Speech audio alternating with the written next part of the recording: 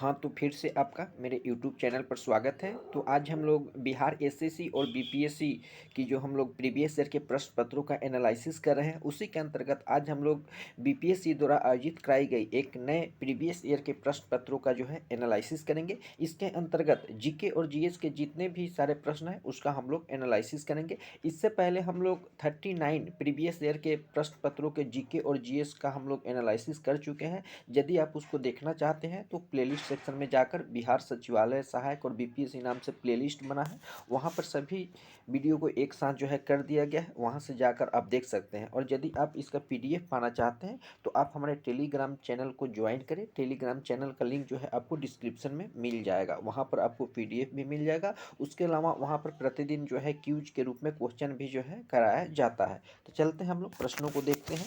प्रथम प्रश्न जो है आप देख सकते हैं कि गुप्त काल में औषधि के क्षेत्र में अपने कार्य के लिए कौन जाने जाते थे। तो गुप्त काल में जो है औषधि के लिए धन्वंतरी जाने जाते थे। प्राचीन भारत की कौन सी लिपि दाहिने से बाईं की ओर लिखी जाती थी। तो जो खरोष्ट लिपि थी, खरोष्ट लिपि जो थी वो दाहिने से बाईं ओर लिखी जाती थी। नेक्स्ट प्रश्न हम लोग देखते हैं, कौन सा बंदरगाह का गुप्त काल में उत्तर भारतीय व्यापार के लिए उपयोग किया जाता था। तो ताम्रलिप्ति बंदरगाह, ताम्रलिप्ति बंदरगाह जो था इसका उपयोग गुप्त काल में उत्तर भारतीय व्यापार के लिए यूज में लाते थे। जितने भी सारे प्रश्न हैं ये प्रीवियस ईयर के पूछे गए प्रश्न हैं और ये प्रश्न जो है आपके सभी एग्जाम में रिपीट होते हैं। आप कोई भी वनडे एग्जाम देने जा रहे हैं, ये सारे परंपरागत प्रश्न जो है परीक्षा में आपके पूछे जाते हैं। चलते हैं हम लोग अगले प्रश्न को देखते हैं। मुगल चित्रकला किसके नेतृत्व में अपने शीर्ष बिंदु पर थी। काफ़ी इंपॉर्टेंट प्रश्न है।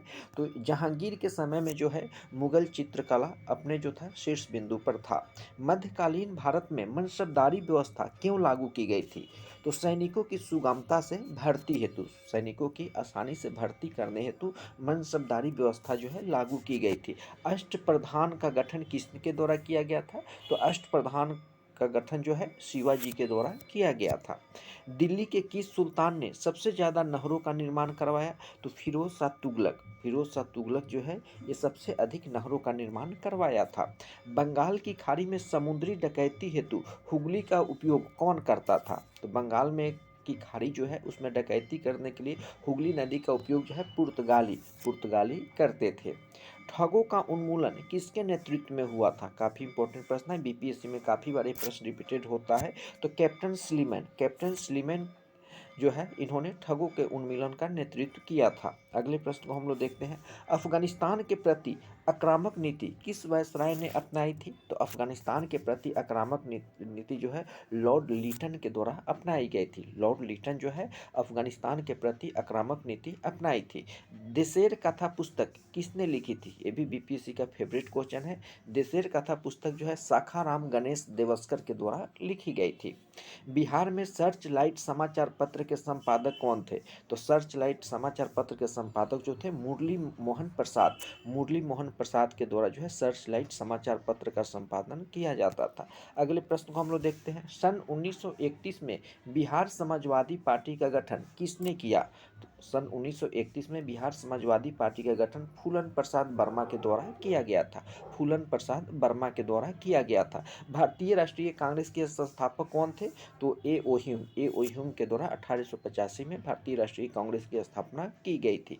रविन्द्रनाथ टैगोर ने अपनी नाइटहुड की उपाधि किस कारण त्याग दिया था। तो जालियांवाला बाग हत्याकांड, जालियांवाला बाग हत्याकांड जो 1919 में हुआ था, अप्रैल 1919 में, उसी के कारण रविन्द्रनाथ टैगोर ने नाइटहुड की उपाधि जो है वापस कर दिए थे, लौटा दिए थे। भारत सेवक समाज की स्थापना किसके द्वारा की गई। तो भारत सेवक समाज की स्थापना गोपाल कृष्ण गोखले के द्वारा किया गया था।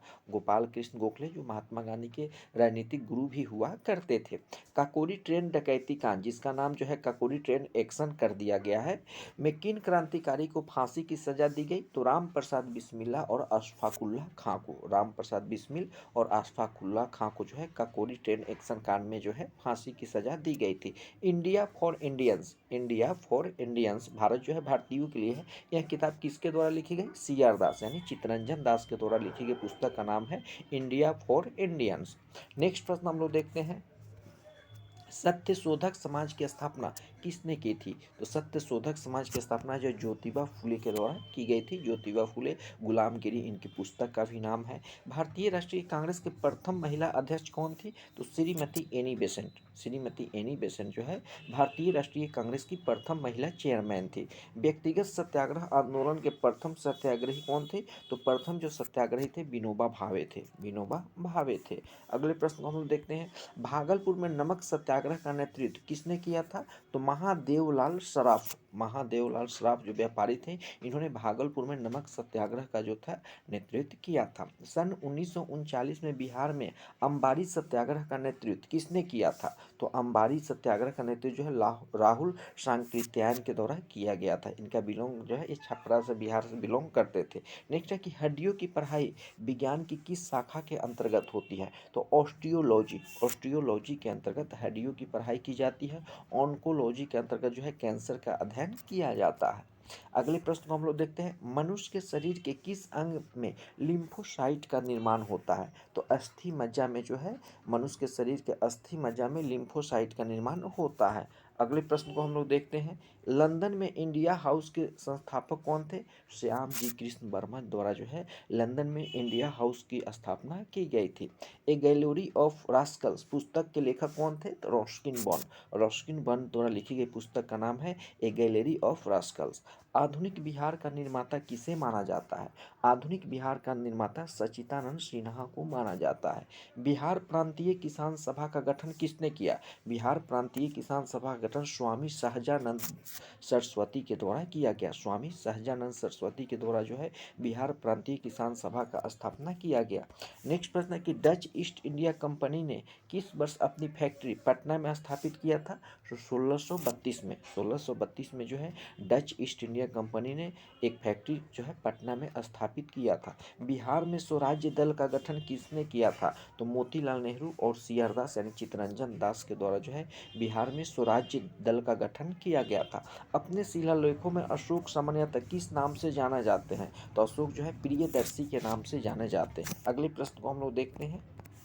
1930 ईस्वी में महात्मा गांधी ने सविनय अवज्ञा आंदोलन कहाँ से प्रारंभ किया था? तो 1930 में महात्मा गांधी ने सविनय अवज्ञा आंदोलन जो है साबरमती आश्रम से स्टार्ट किया था। उन्होंने अपने 78 सहयोगियों के साथ जो है साबरमती आश्रम से सविनय अवज्ञा आंदोलन को स्टार्ट किया था। दांडी में जाकर उन्होंने नमक बनाकर सविनय अवज्ञा आंदोलन जो है स्टार्ट किए थे। साराबंदी आंदोलन 1922 में हुआ था। इसका नेतृत्व किसने किया था? तो सरदार वल्लभ भाई पटेल के द्वारा जो है साराबंदी आंदोलन 1922 में जो है किया गया था। भारत के विभाजन के समय भारतीय राष्ट्रीय कांग्रेस के अध्यक्ष कौन थे? तो जेबी कृपलानी। जब हमारे देश का विभाजन हुआ था, भारत और पाकिस्तान दो मुल्क में बटे थे, तो उस समय जेबी कृपलानी जो है कांग्रेस के चेयरमैन थे। अगले प्रश्न हम लोग देखते हैं। 1857 बिहार में 1857 के विद्रोह का नेतृत्व किसने किया? तो बाबू वीर कुंवर सिंह के द्वारा किया गया था।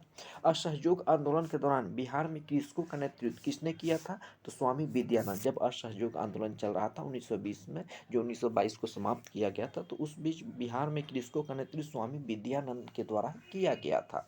बिहार का कौन सा जिला सबसे अधिक पतझड़ वाले वन क्षेत्र से घिरा हुआ है? तो बिहार का जो पश्चिम चंपारण जो डिस्ट्रिक्ट है, वहाँ पे पतझड़ वन पाए जाते हैं। बिहार के किस जिले में गंगा नदी सबसे लंबी है? तो पटना डिस्ट्रिक्ट में जो है गंगा नदी सबसे लंबी है, और पटना जो है आपका गंगा नदी के किनारे ही बसा हुआ है। तो कौन सा देश भौगोलिक क्षेत्र की दृष्टि से सीमा रहित देश है? तो जापान। जापान जो है ये सीमा रहित देश है।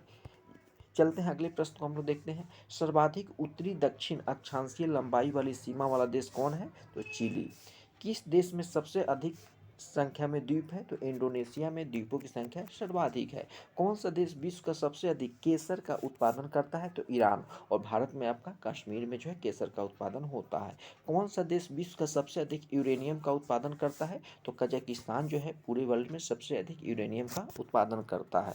तो आशा करता हूँ कि आप लोग के सीरीज पसंद आ रहा होगा। कम समय में अधिक से अधिक प्रश्नों का हम प्रैक्टिस कराने का प्रयास कर रहे हैं, क्योंकि आप लोग सभी जानते हैं इन सभी प्रश्नों को केवल प्रैक्टिस के दृष्टिकोण से आप लोग के लिए मैं एक एक वीडियो जो है एक एक सेट का डेली आप लोग के लिए दे रहा हूँ, ताकि 10 मिनट समय निकाल कर आपकी रिवीजन हो सके। सभी को बहुत बहुत धन्यवाद।